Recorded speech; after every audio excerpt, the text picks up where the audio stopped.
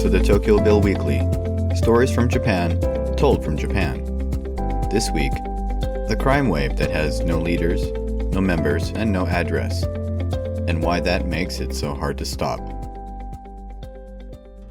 On May 21st, 2026, police in Tochigi Prefecture arrested 4 suspects in connection with a home invasion robbery. All 4 were 16 years old. High school students. The case drew attention not just for the violence involved, but for the ages of the perpetrators. Though, as investigators noted, it was far from the first such incident. A robbery at a luxury watch shop in Tokyo's Ginza district in 2023 was carried out by teenagers aged between 16 and 19. The pattern is becoming familiar. The faces change. The ages keep dropping. These are not yakuza. They are not members of any organized crime group in any traditional sense. They are, in all likelihood, young people who answered a job posting online. To understand what's happening to crime in Japan right now, you need a little background on what Japan's criminal landscape used to look like, and how quickly it has changed. The yakuza are one of the most recognizable criminal institutions in the world. Hierarchical, ritualistic, with their own internal codes, their own business cards, their own offices in some cases. For decades they were a known quantity, visible, territorial, and in a perverse way, manageable. Police knew who they were. They knew who the police were. There were rules of a kind. At their peak, there were more than 80,000 organized crime gang members in Japan. By the end of 2025, that number had fallen to 17,600, the 21st consecutive annual decrease, and a new record low. The yakuza didn't disappear because they reformed. They shrank because authorities made belonging to a designated crime group economically unviable. A nationwide rollout of organized crime exclusion ordinances progressively restricted economic and other associations between gangs and ordinary citizens, cutting them off from banking, real estate, business contracts, and the legitimate facing operations that had always subsidized their activities. The strategy worked, in the sense that the yakuza are genuinely diminished. What it didn't account for was what would fill the space. The term tokuryu was coined by Japan's National Police Agency to describe a new and growing form of loosely organized criminal groups that emerged as an alternative to traditional yakuza organizations. The name combines the Japanese words for anonymous and fluid. Those 2 words do a lot of work. Anonymous means no membership roles, no identifiable structure, no faces at the top. Fluid means that a group assembles for a specific job and dissolves immediately afterward. There is no gang to raid. There is no headquarters to surveil. There is no boss to arrest who will cause the operation to collapse. The structure, to the extent that there is one, runs 4 levels deep. At the top are the masterminds, the people who plan and direct operations but remain entirely hidden. Below them are ringleaders who coordinate execution. Below them, recruiters who find participants. At the bottom are the people who actually show up, the ones who carry out the robbery, collect the cash, or make the fraudulent phone call. Those at the bottom rarely know anyone above their immediate contact. If they're arrested, they can't give up what they don't know. The recruitment mechanism is called yami baito, shady part-time jobs. Postings appear on social media platforms promising high, same-day cash payments for tasks described in vague terms: delivery, collection, errands.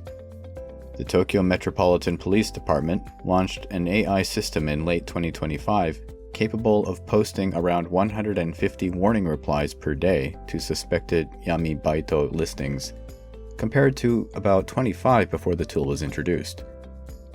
The fact that this is considered a meaningful intervention gives you some sense of the volume of listings being generated. In 2025, Japanese police took action against just over 12,000 people in connection with tokuryu activity, up by more than 2,000 from the previous year. Of those, roughly 40% were applicants for dark, part-time jobs. About 70% of those subject to police action were under 40, with people in their 20s accounting for the largest single group at nearly 38%. That demographic profile is not an accident. It is the product of a deliberate targeting strategy built around economic anxiety. Japan's headline youth unemployment rate looks reassuringly low, officially under 4%. But that figure obscures a more complicated reality. Around 38% of Japan's workforce is in non-regular employment, part-time, contract, or dispatch work, often on hourly wages that have barely moved in real terms, while urban living costs have continued to climb. The theTokyoBill recruiters understand this. They are not offering crime exactly, or not at first. They're offering money, fast, for work that sounds no more specific than any other casual job listing. By the time the nature of the task becomes clear, some recruits are already in too deep to walk away, having handed over identity documents, selfies with ID, or family contact information as part of a supposed onboarding process that functions in reality as leverage. The reach of these networks has extended well beyond Japan's borders.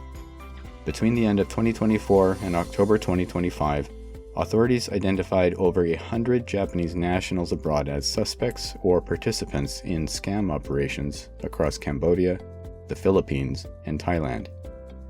Some had been trafficked, identified in Japan, transported overseas, and absorbed into compounds where they were put to work running scams targeting people back home. The line between perpetrator and victim, in some of these cases, is not easy to draw. The case that first brought theTokyoBill to widespread public attention came in late 2022. A series of home invasion robberies across the Tokyo metropolitan area, coordinated by an overseas mastermind operating under the alias Luffy, a reference to the hero of the manga series One Piece. The Luffy group's leaders were based in the Philippines, directing operations in Japan via the encrypted messaging app Telegram. Local recruits, who had answered dark job listings on social media, were given detailed instructions and sent to carry out robberies against targets they had never chosen and victims they had never met. The 4 senior members were eventually repatriated from the Philippines to Japan in early 2023. In February 2026, one of them received a life sentence. But the model they demonstrated had already been widely replicated. In March 2026, the Tokyo Metropolitan Police Department launched a dedicated public website about theTokyoBill groups, detailing the latest fraud methods and featuring recordings of actual fraudulent calls, including one from a person impersonating a police officer. Visitors can listen to what a scam sounds like before it happens to them. It is a pragmatic response to a problem that keeps outrunning conventional law enforcement tools. There is a broader irony embedded in all of this. Japan's success in dismantling the yakuza created the conditions for something harder to fight. The old model, visible, hierarchical, known, could be targeted precisely because it had structure. The new model has none. Each iteration of a theTokyoBill network is disposable by design. The masterminds stay hidden. The foot soldiers are strangers to one another and often to the nature of what they have agreed to do. And the pipeline of potential recruits, young, economically precarious, reachable via a phone screen, is not getting smaller. Japan is not unique in facing this kind of crime. Loosely networked, social media recruited criminal activity is a feature of most developed economies now. But the Japanese version has a particular texture. It has emerged in a country that prided itself on safety, where crime rates were, for decades, among the lowest in the world, and where the idea of teenagers conducting home invasions was essentially unthinkable.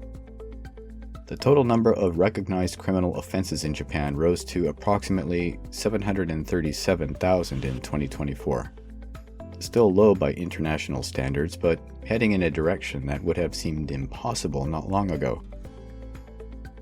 The 16-year-olds arrested in Tochigi in May 2026 almost certainly did not set out to become criminals. They saw a listing, they needed money, and someone who remains unidentified decided that they were useful. The masterminds stay anonymous. The foot soldiers face the consequences. That is not a new dynamic in organized crime, but the ease with which it now operates, the scroll, the tap, the message that moves to an encrypted app, and then the van outside someone's house at midnight, is new. And Japan, like most places, is still figuring out what to do about it. That's the Tokyo Bill Weekly for June 7th, 2026. I've been, and remain, Tokyo Bill. Thank you for listening, and take care.